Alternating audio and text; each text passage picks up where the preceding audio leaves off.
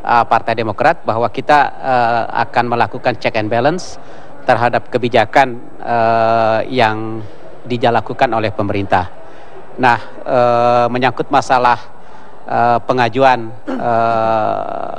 yang akan dilakukan fit and proper test hari ini, itu merupakan salah satu mekanisme yang kami hargai dan kami mempersilahkan untuk tetap dilanjutkan oleh rekan-rekan Komisi 3 untuk melakukan fit and proper test, sekalipun posisi Partai Demokrat menyatakan bahwa karena yang bersangkutan ditetapkan sebagai tersangka oleh KPK, maka dari sisi kepatutan fraksi Partai Demokrat berbeda pandangan, yaitu selayaknya fit and proper test tersebut sebaiknya menurut pandangan Partai Demokrat supaya ditunda, dan kami juga menyadari bahwa teman-teman juga memiliki pandangan yang berbeda. Kami persilahkan.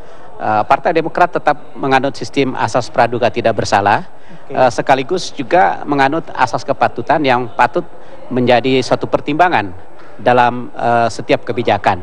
Nah, justru itulah Partai Demokrat tidak ikut di dalam proses fit and proper test ini. Oke. Lalu ketika Partai Demokrat sudah mengambil jalan untuk tidak mengikuti fit and proper test saat ini tentu juga sudah dikomunikasikan dengan rekan-rekan lain di fraksi lain di Komisi 3. Apa tanggapan dari rekan-rekan di Komisi 3 atas langkah yang diambil oleh Partai Demokrat ini, Pak? Kawan-kawan di fraksi Partai Demokrat tentu sudah melakukan komunikasi dengan teman-teman di fraksi lain, dan perbedaan pandangan di DPR itu adalah sesuatu hal yang biasa, tinggal tergantung substansinya. Tetapi kali ini Partai Demokrat secara tegas menyatakan bahwa fit and proper test itu sebaiknya ditunda, ya kan? Tetapi kalau teman-teman Komisi 3 memiliki pandangan lain, itu juga sah, karena itu sudah sesuai dengan undang-undang dan mekanisme di dalam melakukan fit and proper test manakala sudah diajukan oleh Presiden. Oke.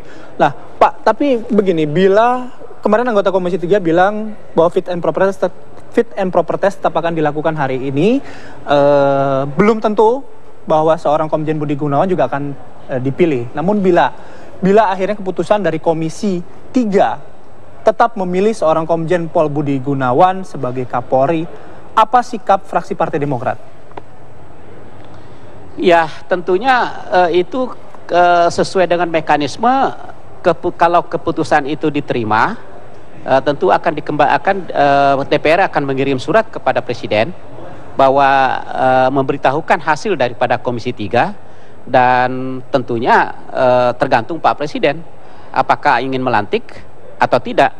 Tetapi sikap Partai Demokrat bahwa karena tidak ikut serta di dalam hal fit and proper test, dari sisi kepatutan tentunya bagi Partai Demokrat konsekuensinya adalah tentunya kurang baik mungkin, sekalipun diterima oleh teman-teman Partai Demokrat, oleh partai-partai lain, tentu mungkin kurang baik bagi bangsa ini apabila